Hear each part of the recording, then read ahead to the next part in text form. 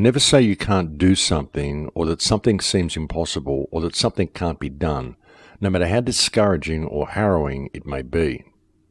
Human beings are limited only by what we allow ourselves to be limited by, our own minds. We are each the masters of our own reality. When we become self-aware to this, absolutely anything in the world is possible. Master yourself, become the king of the world around you. Let no odds, chastisement, exile, doubt, fear, or any mental virus prevent you from accomplishing your dreams. Never be a victim of life. And this week's opening quote comes from Mike Norton. Welcome to Surviving the Matrix, ladies and gentlemen. My name is Maxwell Egan. It's a pleasure to be with you once again, and I will be your host for the next hour. I've been getting a great deal of emails lately from people, mainly young people, who are having a little bit of a difficult time making it through this world, this reality. I mean, the situation that they're growing up in is certainly vastly different to the situation I grew up in. The world is very different now to what it was back when I was a child. So I'd like to attempt to address some of these questions that people are directing towards me, and also some of the comments that have been posted on YouTube clips lately, and to try to create some sort of perhaps a philosophical overview of how I've approached certain situations in my life, in the hope that this may perhaps assist some people in the situations that they're finding themselves in today. This is a little bit of a step away from what you normally hear me talking about on these shows, but I just think it's necessary because of the amount of emails that I'm getting from people, and they really are coming from vast walks of life and all different age brackets as well, but hopefully I can create some sort of a dialogue that may provide answers for a number of people along the way. The thing is that though we are all victims of this society, essentially we are. I mean, our education system, the way we're kept permanently in debt, everything that this system does to curtail human potential is there. So you are behind the eight ball to start with. Don't let me get away from that. Everybody is behind the eight ball simply by being born into this world with this current economic model. But even though that is a reality, there are still ways through this world and through this life. And the real issue for many people is perhaps an issue that is one of the most uncomfortable issues for them to face. Because as disturbing as it is to admit it, the reality is that there's a great many people who go through this existence living their life as a victim. And if you look a little deeper, what you find is that in such cases, people are generally victims of themselves during their own lives. I mean, sure, we tend to judge other people through our lives because we're programmed to do it, but we very often don't notice just how much we are judging ourselves along the way. This was certainly the case for me when I was younger. I was most certainly my own worst enemy in anything that I tried to do. I had way too much stake in the outcome of anything that I attempted to do, and therefore I judged myself poorly.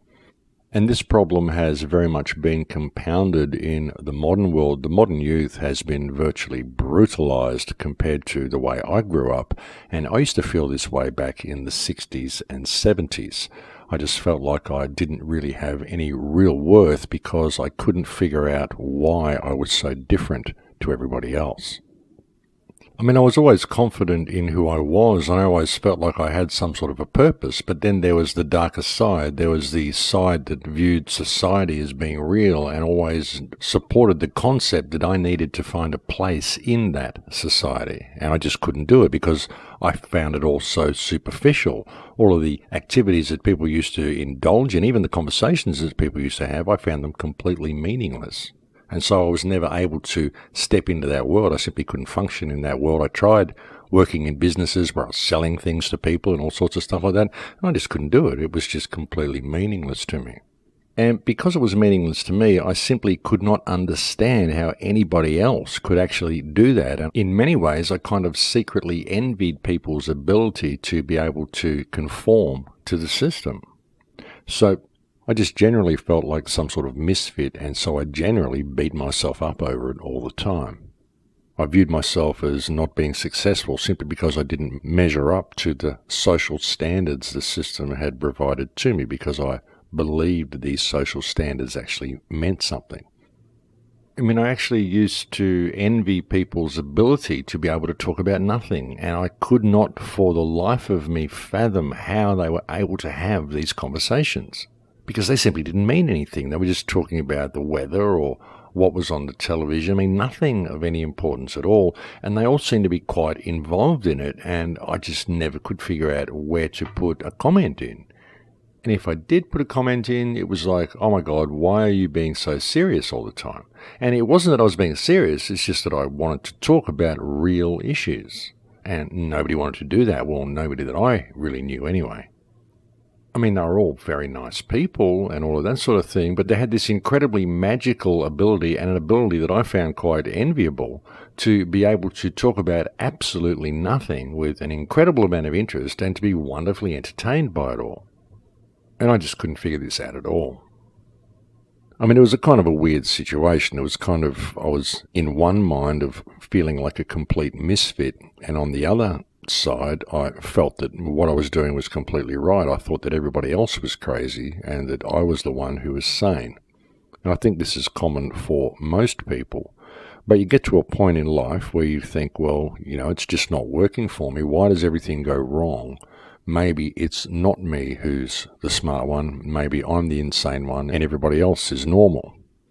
So you do have these periods. It's a kind of a love-hate relationship that you develop with yourself during the youthful part of your life. Very often people develop this type of relationship with themselves, unless they can go and immerse themselves in some business or some company or some career or apprenticeship or whatever, to gain that sort of focus and have that goal to achieve. Many people who go through school and think that all of this stuff's meaningless and it's really all about living the life, generally get to a point halfway through their life or through their youth where they really wonder what it's about and wonder if they're simply a misfit and perhaps they should have gone and got that career that all their friends were getting in high school. Of course, many people don't pursue these careers because it just seems so wrong to them. It seems so unnatural. It feels to them that they are stepping so far off their path, and they wonder why they should ever have to do such a thing. And so they go and step onto their path in life and they find some way of making it through. But then they find themselves struggling an inordinate amount compared to what their friends are, and they wonder if they made the right choice. This is sort of the situation that I was in when I was a teenager. I was working as a musician, but I was also wondering why I couldn't be like other people. And this is very often the case for most of the youth and even people early in adulthood. They go through a certain crisis point where they really wonder if they are on the right path. And if you really step back and look at this, what you begin to realize is that all of this is due to programming. When I was young, the invention of the television really changed life in my house. It really did. And when I look back on it and I see what television did to influence myself, to influence my family, and to influence people around us, it really is quite remarkable.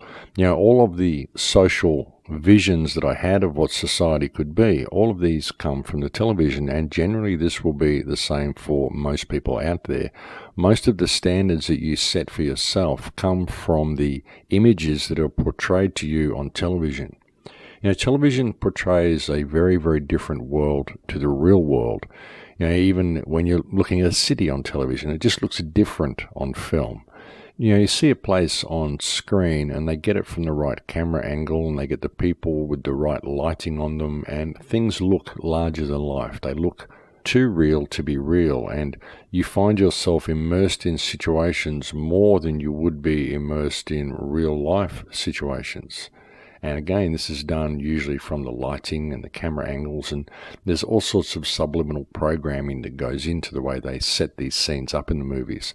And you'll find that just watching a movie that you don't even think has any programming in it, just watching some comedy show on TV, if you can really look at the subtext of the show, the comedy show or the movie or whatever it is you're watching, look at how the scenery is set up. Notice what's on the desks. Notice the furniture in the room. Notice the decorations in the rooms that they use. Notice the clothes people are wearing. Notice the body language when they interact with each other. And notice the underlying themes of the conversation, how they are influencing your thoughts and your opinions. The mainstream media has brought this to a fine art. For example, you notice when you watch the news, there's always two anchor people there. And when they have a story that is particularly interesting, at the end of the story, they'll have a little conversation with each other, a couple of quick quips. Someone may comment on, gee, what a terrible story that was, and how people must feel whatever about it. And the other anchor person will nod their agreement and have their little quip. And that will instill that mindset into the minds of the viewer and assure the viewer that this is the way they should also be thinking about this if they are to be perceived as an intelligent person. Because, of course, the newsreaders are very intelligent. I mean, look at them, the way they dress, and they sit there all prim and proper with their very nice news voices.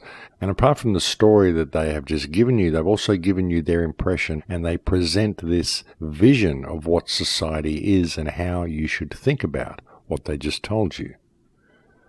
And all of these things are designed to influence our view of the society around us and essentially our view of ourselves. And this filters down into influencing how we judge ourselves and how we judge the people around us and the people we come into contact with.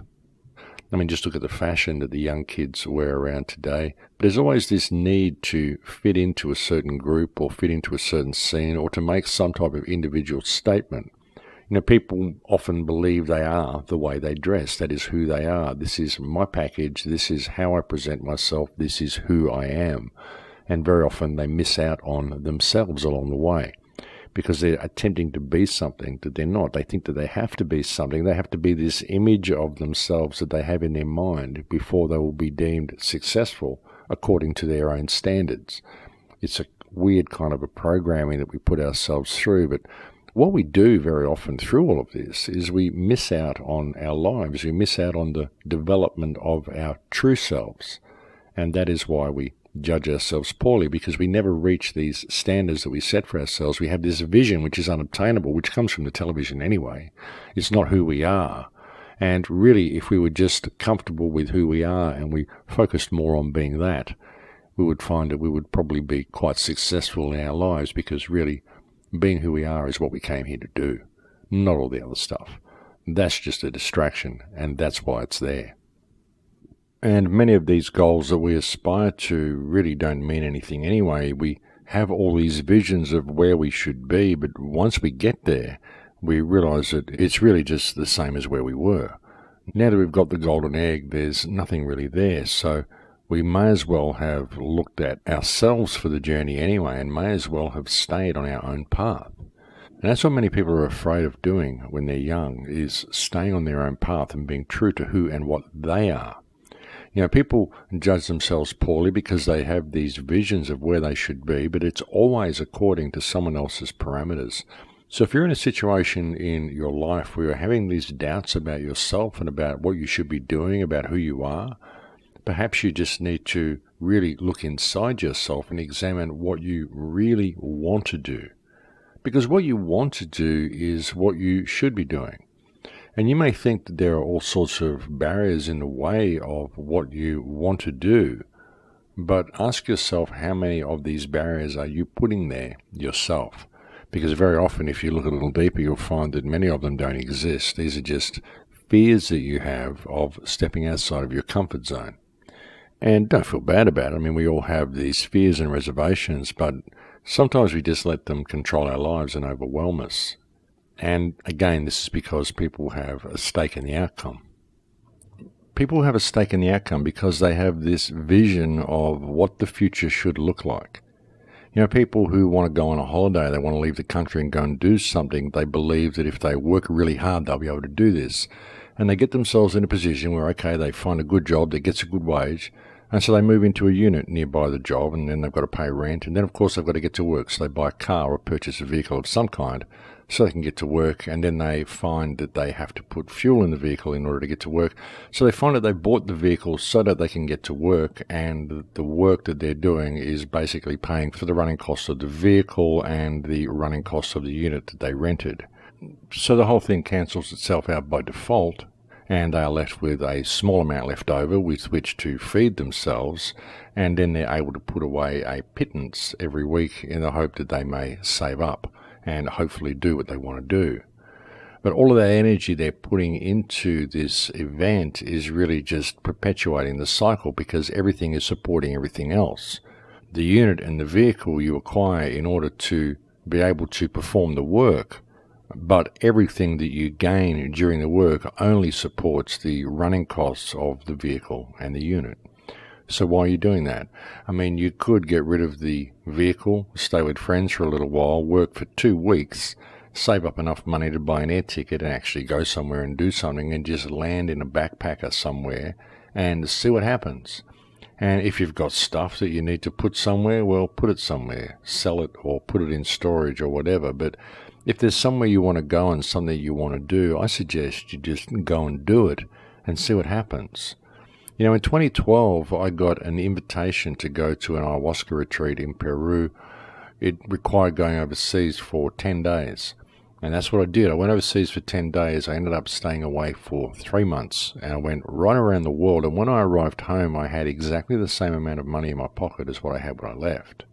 And that was just by following synchronicities and not having any stake in the outcome. You know, we have this vision of what we should be in our lives, and we have this vision, as I said, of what the future should look like, but we're not really prepared to really throw ourselves to it and just let it unfold, because we have these visions and we work so hard towards them, and we plan these holidays or whatever, and then we even have a vision of what the holiday should look like. We're not just going out and enjoying the world, we're working our lives away in order to save enough money to get away from the position that we're in for just a little while. That's basically what a vacation is. I mean, what is the point of that, folks?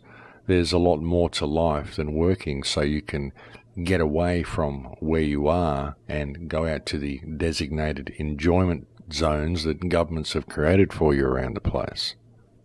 And it's interesting too, the way we do this. As I said, we even have a stake in the outcome of our holidays. We think because we've worked so hard and we've saved up for so long, we've spent so much money on getting there, do we need to enjoy ourselves? We virtually have some sort of meter whereby we measure our enjoyment level of our journey.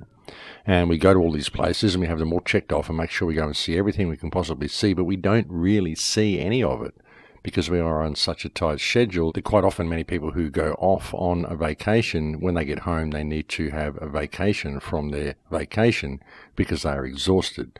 They didn't really get to take a break at all. They just went off to one of the designated enjoyment zones and they saved up for months upon end to do it because they think that's what life is about.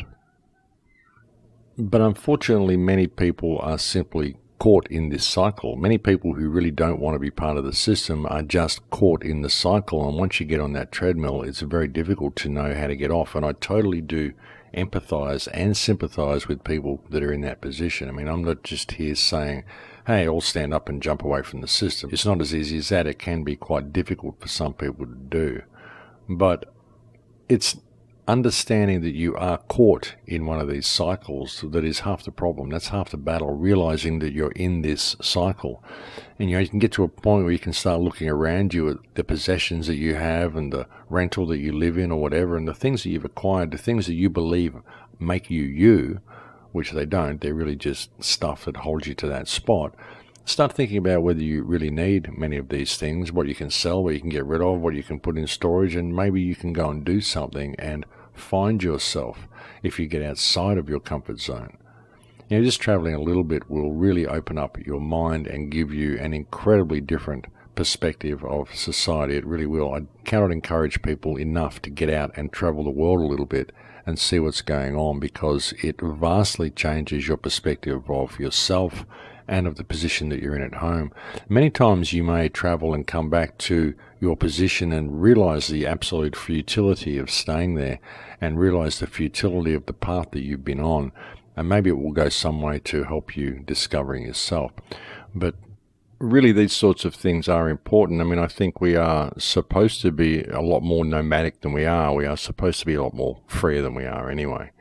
And we should be free to do these sorts of things. And it's important for people to understand as well how brutalized they have been by this social system. I mean, many of the reservations people have about themselves, many of the problems that I'm seeing developing in younger people, simply their inability to be able to identify with this world or even identify with themselves properly, is a result of the environment that these children are forced to grow up in, the chemicals that the children are fed through their lives. And many people are subject to so many toxins on so many levels, and it happens from birth and often from before their birth. Often many people are subject to toxins and chemicals while they're in the womb, unbeknownst to their parents. Even parents who have very good diets or believe they are having good diets and believe they are doing the right thing find that they are exposing their children and their unborn infants to the great many toxins that exist in our society. These exist in the form of mainly petrochemical products and plastics. Plastics are absolutely insidious, folks. They really are. They are doing so much damage to society and have already done so much damage to our society. And these chemicals and the way they inhibit our immune systems, our reproductive systems, our cognitive systems, everything about what it means to be human, these compounds are found everywhere in everyday products and in everyday environments all around us. It's very, very difficult to get away from these things. And this is what has caused a huge loss of direction in the human race. It really has. It's caused people to become more disassociated from themselves than they ever have been before. We've seen this developing in young children. Notice the effeminization of men that's been happening. There are far more effeminate boys being born these days, far less alpha males being born. Little boys are really not what they used to be when I was a child. And this again is a result of plastics and phthalates and synthetic estrogen, which is found in virtually every product that we handle on a daily basis. This has also resulted in a huge reduction in the male sperm count. Actually, a frightening reduction in the male sperm count to the point that we are quite possibly heading towards human extinction if we don't do something to clean up our environment and get these petrochemicals and plastics out of such widespread use. And that may sound like fear-mongering, folks, but it's really not. In the last 50 years, the male sperm count has been reduced by around about 50%. And what we're finding now in recent studies is that the general male sperm count is, on average, over the general population, about 20% of what it should be. And as I said, this trend is going to continue if we do not get these chemicals out of circulation. But unfortunately, as I said, they are everywhere. They are in the food that we eat. They are in the plastic wrapping in all the food that we buy. All plastics contain these chemicals. They are in the tubing, intravenous tubing that's used in hospitals. They are in the paint that's on your walls. They are in the synthetic fabric that is on your couch. They are in your clothes. They are in your carpet. They are in the plastic interior of your car, the plastic handles of tools that we use. They are in the plastic chair you are sitting on. They are in the plastic keyboard that you are typing on. They're in your laptop. They are on your iPad. They are in your phone. They are in the plastic watch band that you wear. They are in the plastic necklace that you wear around your neck. They're the things that keep your clothing stain resistant, and the things that make your curtains fire resistant, and the things that make your fabric soft when you wash them. They're in the hairbrush that you brush your hair with. They're in the toothbrush that you clean your teeth with. They're in the plastic toys that we give our children to play with, in the slippery slides and play equipment that we give our children to slide down in the playground. They're in the rattles we give them in their cots and in the teething rings we give them to chew on. They're being pushed into young men who are sports-minded. You think about a young man playing basketball, handling a plastic ball, not a rubber ball anymore. These balls are plastic. Handling this plastic ball with sweaty hands, jumping around on a basketball court wearing synthetic shoes that are leaching toxic chemicals into his body through the feet. The feet are very, very open to accepting chemicals through the soles of the feet. This is a very, very active place on the body. And people have been wearing synthetic shoes now for some generations, and this is also causing a huge amount of damage to male reproductive systems and the sperm count in general.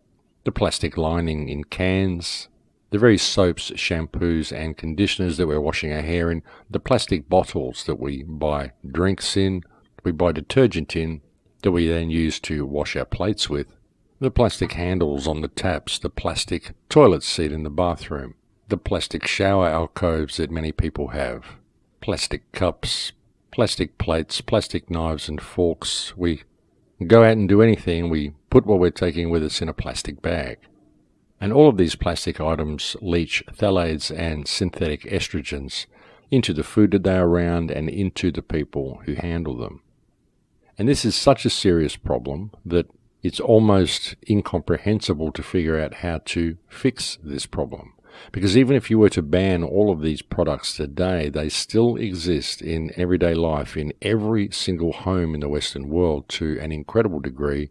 In fact, Western homes are virtually made from these products, as is almost every item that we buy, that we use in our kitchen, that we use in our tool sheds, our food processing units, our blenders, our juices, all are made from these products.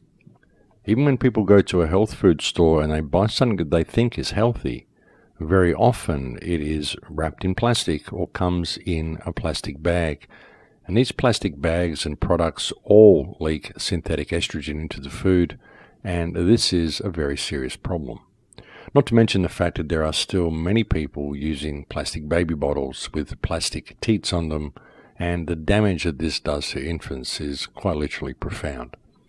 The thing is that people never knew this. We were just given all of these products and we were told to use them. We were told that it was all okay. But what we've done is we have surrounded ourselves with an incredibly toxic environment which is doing so much damage to the human reproductive system and the development of humans in general, that it's very likely that if we do not pay attention and do not take the matter in hand very soon, the species simply will not survive our own need for convenience and our own need for profiteering and putting economics over the needs of the people. Ultimately, folks, it can't lead to a good spot, and the spot that it's leading us to is a lot worse than probably anybody ever really imagined. But I think we're just about at break time here, folks. I'll leave it there for now, and we'll go and have a break. Thank you for joining me on the air today. It's always a pleasure to have your company, and I'm sorry to be bringing you such uncomfortable information, but, well, I'm just trying to help. But we'll go and have a break, and I'll speak to you again in a few minutes. Thanks for listening. And welcome back, ladies and gentlemen. Yes, so looking at what we're facing, looking at how prevalent these toxins are in our environment, and the toxins in the food, the vaccinations that people undergo, not to mention the education that they get, it's no wonder that people are having a difficult time navigating this society. And it's no wonder that kids growing up today are having a difficult time navigating their own sexuality. The transition from child to adult has always been a painful process for any child growing up, regardless of gender. But the trials and tribulations the kids are going through today far exceed anything we went through as children ourselves, simply because of this chemical damage that's been done to them, unbeknownst to themselves and unbeknownst to the parents. Society has gradually changed over the last 50 years, and people haven't really noticed it happening too much. They've been too distracted by the television and too distracted by all of the wars and all the theatre wars and all the stuff that's presented to us.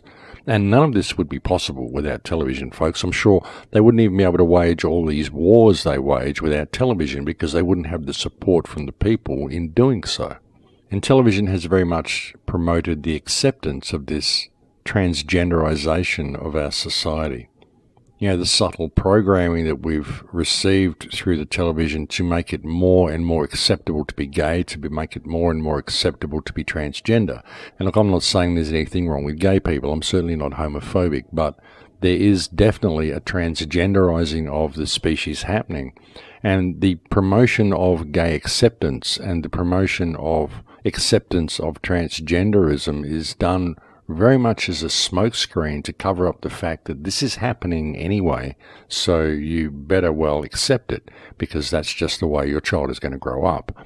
So by doing this, they kind of cover their tracks a little bit, and they just make it acceptable for this to be the normality. But really, it's not the normality at all. Of course, there's always been a certain percentage of people that are born homosexual. That's just the way it is. But the fact of the matter is that the sheer amount that we're seeing now is not normal by any standards, and it is a result of the chemical modification of the human race, whether this has been done purposefully or it's just been a byproduct of using plastics. is a topic that anybody should feel free to debate. But the fact of the matter is that it is happening. It's very real. It's happening right in front of our faces. The reason for it is the products and the petrochemicals in our environment. And if we're not prepared to talk about it, we're not going to be able to fix the problem. And we need to talk about it, and we need to fix the problem, because if we do not, the drastic reduction in the human sperm count that we're seeing, I mean, think about it, folks, 50% of sperm gone in the last 50 years. In the next 50 years, if this reduces another 50%, then the race will essentially be infertile, and there will be very few human beings born at that point. It won't be a matter of white genocide or Black Lives Matter. It will be a fact of everybody is disappearing because no one has the sperm count to be able to procreate their race, regardless of what that ethnicity happens to be. So people seriously need to put aside all of their racial differences and all their ethnic idiosyncrasies and realize that we are all in this position together, and what is happening is affecting the entire race. And it isn't just affecting the entire race, it's also affecting the animal world as well. And that might be somewhat surprising for many people to hear, but it's due to the runoff from our sinks, the toxins and the estrogen-causing compounds that are in everyday products that we use, in dishwashing liquids, in hair conditioner, in shampoos and soaps. Women's makeup and all sorts of stuff contain these estrogen compounds, and these are washing down into the lakes and river systems, and they are affecting the fish, the frogs, the alligators, and everything else. We're seeing a loss of males in the ecosystem and a reduction in the size of male genitalia in the ecosystem among many animal species that are living in close proximity to where they receive wash-off from human habitation. And the really disturbing part is, folks, that it's likely not just from the products. It's likely not just from the shampoos and conditioners and dishwashing liquid. It's also simply from running water through a plastic hose and letting it wash down the drain, or emptying water out of a plastic bucket or a plastic bottle and letting that wash down the drain, because any water that you have in a plastic bottle or in a plastic bucket is having estrogen leaked into the water by default, simply by sitting in the plastic. And this is what is contributing to the change of human sexuality and a loss of males, a reduction in the male birth rate and a reduction in the male sperm count, not only in humanity, but also in the entire global ecosystem. And look, don't get me wrong with all of this, folks. I'm not saying that there are no boys being born and that everybody who is being born gay. It's not like that at all. It's just that the percentage has shifted. And sure, you're going to find that there's still the odd alpha male being born, but when you look at the overall statistics, you find that the strong male is disappearing from this world. The strong alpha male that always stood as the hunter or the protector or the worker is disappearing from this world. And this isn't just a problem that is affecting the first world. I mean, you look at some of the issues we're facing, the chemtrails and a lot of the GM food, a lot of these problems are facing the first world more than the third world. But when you think about the plastics and the damage the plastics are doing, well, these plastic baby products and these plastic swing sets and plastic slippery sides and plastic bottles, Coke bottles, drink bottles, detergent bottles, plastic buckets, all of these things are well in use in every country on Earth. So it's affecting all people right across the board in all nations. We have to go back to using natural products. And that's going to be a very, very difficult transition for people to make. But hopefully it's something that will unite the people, simply because it's an extremely serious issue, and it's an issue that does affect every single country on Earth and every single family on Earth. In fact, everybody who uses plastic equipment of any kind. You know, we are quite literally facing so many issues, ladies and gentlemen. We really are. The 5G grid that's rolling out that I've been focusing on for the last 4 or 5 shows, I do want to focus a lot more on that, which I'm going to do next week. I've got a lot more information about where this is going and the whole transhumanist agenda as well. That's been actually snowballing, the amount of information that's been coming into me regarding all of this stuff. In fact, so much that there's no point even beginning to talk about it this late in the program, because there is, as I said, so much information to bring you. But we are facing so many issues, and The issue of the toxins and the issue of the transgenderization of this world is a very, very serious issue. And unfortunately, the media and the government itself has promoted this kind of political correctness that is masqueraded as this acceptance of gays. And again, I'm not criticizing gay people with any of this, but even gay people that I know can see that there are far more gay people in the world than there ever used to be, and that the alpha male is disappearing. And a lot of normal families, a lot of normal alpha males are having incredible difficulty in getting their wives pregnant because the sperm count is so low in most human males. And regardless of whether you're gay or straight, or whether you support people who are gay or straight, regardless of what your ethnicity is, regardless of what your religion is, this is a problem that is affecting every single man, woman, and child on earth that are using plastic products. So, as disturbing as it is, it's a topic that seriously needs to be put on the table and needs to be addressed, and people need to put all of their homophobic ideas, all of their defense of gays, all of their social justice warrior ideas.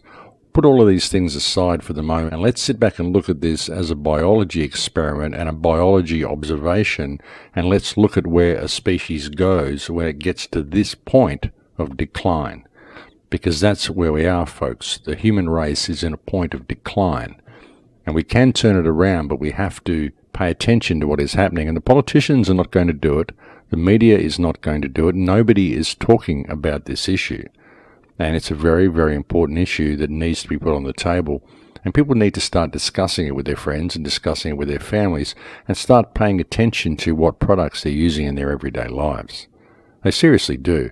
Otherwise, we're simply not going to have a race. And no matter what you think about this world, if you're someone who wants to have a child, and even if you're bringing a child into this world, well, what sort of a world do you want that child to grow up into? And don't you want that child to grow up with every potential and to at least develop into a normal human being, to have every potential to develop into a normal human being, and to have every potential to develop its own natural sexuality as well? Whether this is straight or gay, let nature decide. Let's not chemically induce one outcome. Because that's what we're doing simply by using these plastic products, and we're doing it without realizing what we are doing.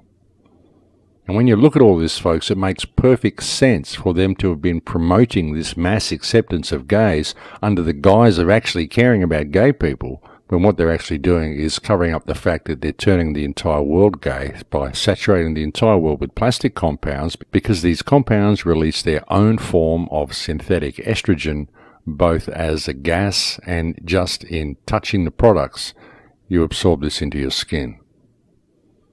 And when you consider these things have been used as intravenous drips and bags to hold fluid that they actually hook up to drips in hospitals, and you realize how many pregnant women have been given chemicals that have been held in these bags and put through these tubes, and put through all sorts of plastic regulators and clips and taps on the way to the vein as well, it's no wonder we've seen this change in human sexuality. Now, all this might seem like it's rather off topic from what I started talking about, which was the problems people are having identifying with the world. But really, when you look at it, folks, you begin to realize that a lot of the problems the young kids are having, young men growing up, young women growing up in this world are having, are because of the chemical alteration of their basic structure. Their basic composition as a human being has been altered very often in the womb simply by their exposure to plastic products. This has happened unbeknownst to the parents. You can't blame the parents for doing this. Of course, a lot of parents do feel very responsible for the situation because they should have known better. But really, they were told that these things were safe, so you can't blame them. And these products are so prevalent in our environment now, and they're affecting the way people think. They're affecting people on a metaphysical level, a psychological level, as well as on a physical level. So when you take all of this into consideration, then you see where the problems that we're facing are coming from, and you see what has happened to this species. And as I said, folks, it comes from all angles, the genetic modification of the food. And like I said, the programming that goes along with television, the subtle programming, even the clothes they're wearing and the setup of the room that they're in. These things provide social standards for you to measure yourselves by. The way they cut their hair, their body language, the way they hold themselves. All of these things provide a version of reality which is not real, but it's a version that people emulate without really knowing that they're doing it. You know, people dress like the television, they act like the television, they speak like the television, they do what the television tells them. All they talk about is what was on the television or what was in the newspapers, all of which are run by the television. It's the same people. It's just this culture, this mentality that has been superimposed over reality. And most people have taken it on, and so it has become reality. But it's a program. Everything we're running is programs, and even when we try to find a way out of this mess, we go to a programmed response. We look for leaders, we try to form a group, we want to act within the legal system. We've already established the legal system is completely fictional. It's just there to control the masses, not to afford any remedy to the masses. And yet we still go down these paths. We don't ever really look up from our desks, look away from our screens, and just open the window, look outside and see the world for what it is, and see us for what we are. You know, if we were to simply stand up as people and realize that there are no legitimate masters, there are no legitimate slaves, and we just don't have to do this, we could change the world. We really could, you know. It's people's loss of confidence in themselves that has created all these problems. And really, when you look at the way the youth has been brainwashed, the way the youth is brainwashed all the way through school, and people are given a completely false view of the world. They're given this economic view of the world, and they think that's what success is. It's no wonder that we find ourselves in this state that we're in now, the position that we're in now. But it's really getting to the point where humanity's back is against the wall. It really is. Our back is being pushed fair against the wall, and it is time for us to stand up for ourselves. And as I keep saying, the only way we're ever going to do that is through a unity of consciousness, a unity of people, respect for people. You know, we've got so many people now in the independent media that know there's a problem, and they just won't unite. They have these little issues. You know, the Christians won't unite with the non-Christians. The flat earthers won't unite with the globe earthers. You know, the whole independent media now, you've actually got media sites now listing themselves as alt-right. We are alt-right media. I mean, there is no left and there is no right. How did we suddenly find that we've created a left and right within the independent media in the response to the system? We know there's no left and right in the system. It's all theatre, and now the independent media has even let their egos get so far in the way of reality and so far in the way of the truth and so far in the way of freedom that they're separating themselves by claiming to be either alt-left or alt-right. It's ridiculous, folks. There's no unity. Everything that we've done to try to bring some freedom to the world, we've just created all these little boxes for ourselves, and now everybody won't agree to disagree and focus on the main issue, which is the establishment of freedom. I mean, what happened?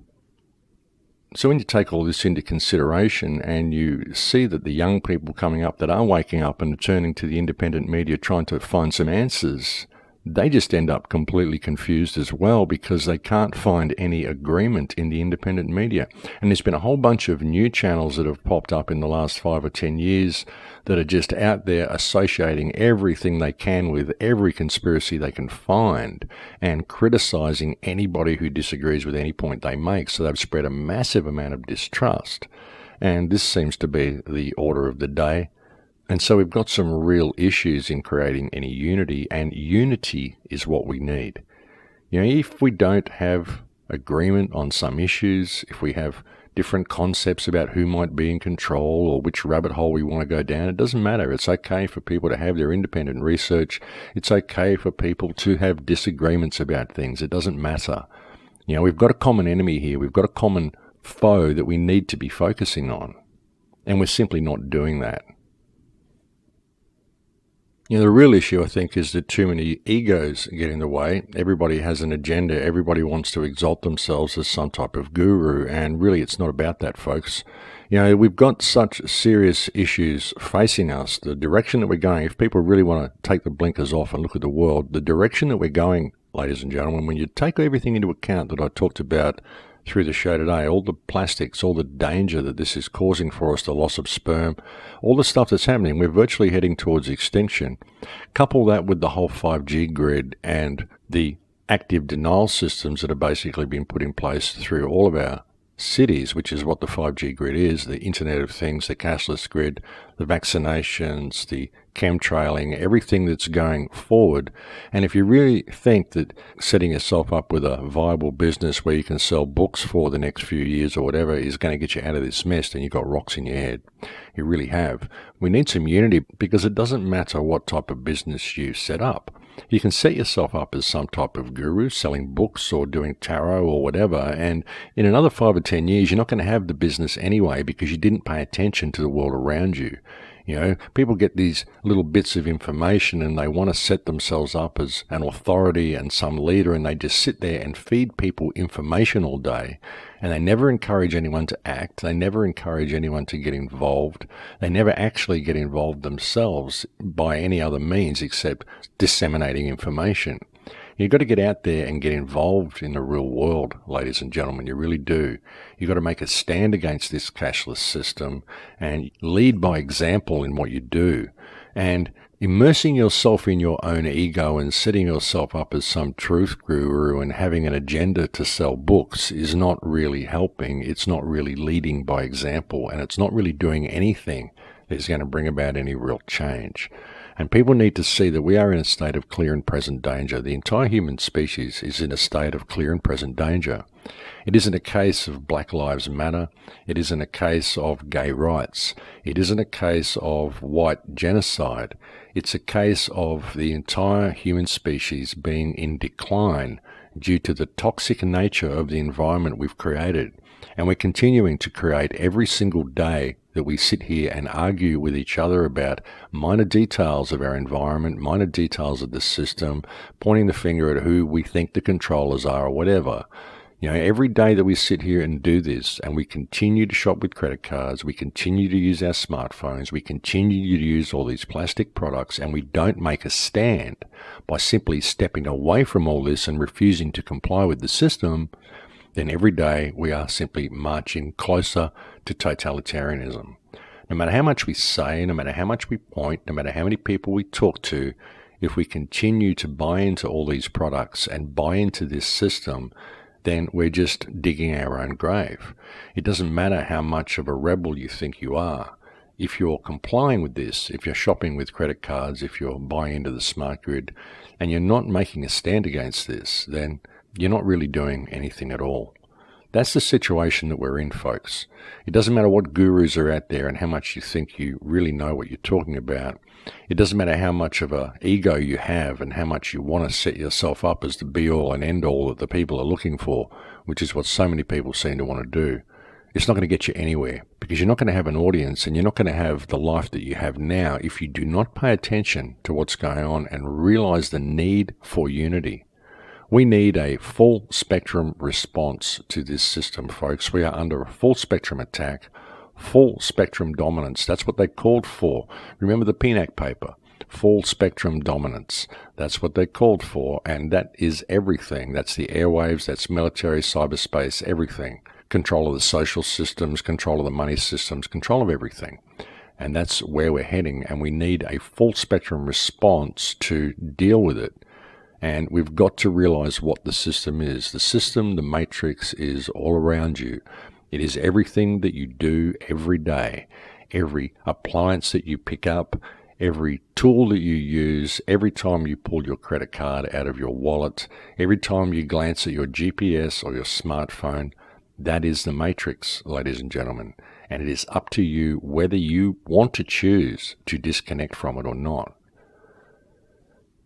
But really, when you look at everything that I've said on the show today and you take all of this into consideration, all of the social issues that we talk about, all the social justice warriors that are out there fighting for whatever little petty issue it is, all the people dealing with their racial or ethnic stand that they're making, all the people standing up for their national pride or their national ethnicity or their right to do this or their right to do that, all of them are facing a common foe, the foe that has put them in the position where they have to protest what they're protesting, and the position where they view the people around them as being their enemy when they're really not. They're all in the same boat with them. They're just focused on a different issue because the government has created a different issue for them, which will pit them against you.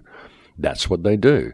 Divide and conquer. It is a perfect tool and it works wonderfully, and that's what they've done to our society. The whole society is divided and fighting amongst each other over issues that have been created by the system itself for them to fight over. But there's a common foe, there's a common focal point. And if we can put down all these differences and agree to disagree, don't worry about it if the person next to you has a different skin color or a different racial ethnicity, or for that matter, a different sexual persuasion. It doesn't matter for the moment because there are bigger issues. We need to put all of this aside, put all of these differences aside and focus on the bigger issues, because we are seriously running out of time, ladies and gentlemen. We really are. You know, when I come onto these shows, I've been doing these shows for 9 or 10 years now, and I really try to keep things positive. Everything I bring you, much of it is very, very disturbing information, but I always believe that there is a silver lining. And I still believe there's a silver lining. I don't think it's all over yet. I mean, the fat lady hasn't sung. In fact, I think we have all the information coming to the foreground now, and the real danger that we are in is becoming apparent for everybody if we can just realize what it is and realize that all these other issues are just side issues, all these mysteries. We'll find all this out later, but we've got a clear and present danger we need to deal with now. And I think a lot of people are waking up and realizing this, and I think this is bringing a huge opportunity for the human race, and I think we are heading for a time of great change. You know, it could be very bad change if we don't pay attention. If we allow ourselves to go down the path that we're being led, it will be a very bad place. It will be very bad change that we get led into. But there is a huge wave of awareness growing on this earth. A lot of people are waking up to the fact that they've been played, and they've been played on so many levels, it's just ridiculous. In fact, I think that's why they do so many levels. They make so many things obvious, so we've got so many little petty issues to fight about, because again, this perpetuates the whole divide and conquer strategy, and it's a very effective strategy. That's why we've got people fighting over the vaccines, and people fighting over the GM food, and people fighting over the whaling, and people fighting over Fukushima, and people fighting over the wars. They're not realizing that each one of these issues that they're fighting about is simply a symptom of systemic corruption, and that is where their focus should be. And if they were to focus on that together, they would very likely bring some healing to the situation. But everybody has their rabbit hole, and everybody believes their rabbit hole to be the most important rabbit hole. And that's why they are constructed the way they're constructed. And of course, when we try to fix these issues, we do it with the red tape created by the system, which is there to tie us up in that red tape and ensure that nothing ever really gets done, and that no issue is really solved, and that no one is ever looking at the bigger picture because they simply don't have time to. And that's really the only way I've been able to figure all this stuff out, folks, because I've spent most of my life on the outside of society, and I've been able to look at it without really getting involved in it. But folks, I think we are at the end of this show here, so I'm going to have to leave it there for now. It's been wonderful coming and talking to you today. I'm sorry about the uncomfortable nature of some of the information. I've got a lot more to bring you next week regarding the 5G issue and the transhumanist issue. This is really going off the charts. It's snowballing, and as I said, the information is coming into me in massive amounts at the moment. So keep it up, folks. The people that are writing to me and sending me this information, I'm looking at all of it, and it's really good to be getting this amount of input. But that is it for me, folks. Thank you to all the people who continue to listen to the show. Thank you to anybody and everybody who donates to the Patreon account. That is the only thing that keeps myself and this show on the air. So I cannot thank you enough for that. And if you can afford to throw a couple of dollars a month in there, folks, it would be greatly appreciated. Who knows, I might even be able to get some assistance at some stage if I could get enough in there. But anyway, thank you for joining me on there today. It's always a pleasure to have your company. I will look forward to speaking to you again next week. Please take very good care until then, my friends. In Lakesh.